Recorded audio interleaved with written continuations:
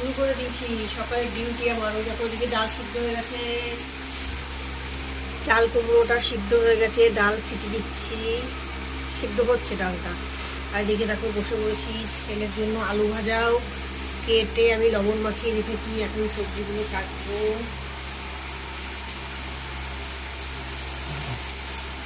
এই দেখো কাঁকরোল ভাজবো। কাঁকরোল কার কার পছন্দ হয় কাঁকরোল বলতো? আমার পছন্দ হয়, আমার ভালো লাগে কাঁকরোল।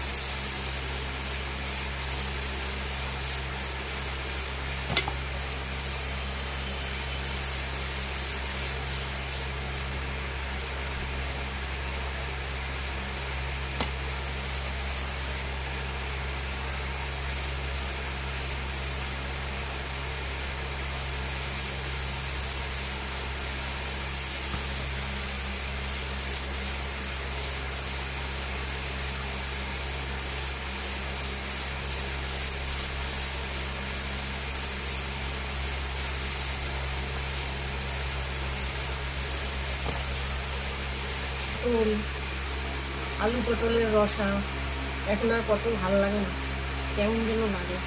কি করবো, সে তো নিরামিষ।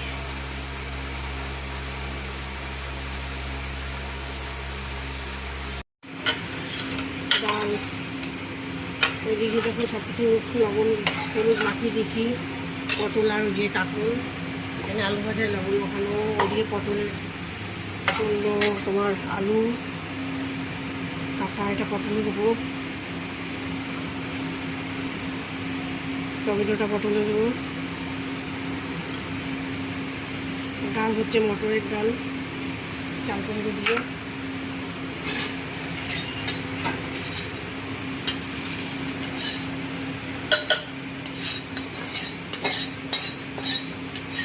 রংটাও রেডি করে ফেললাম, এবার আলুটা ভেজে নেবো।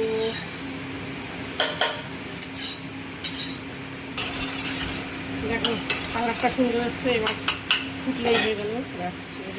আলু ভাজাটা বসিয়ে দেবো।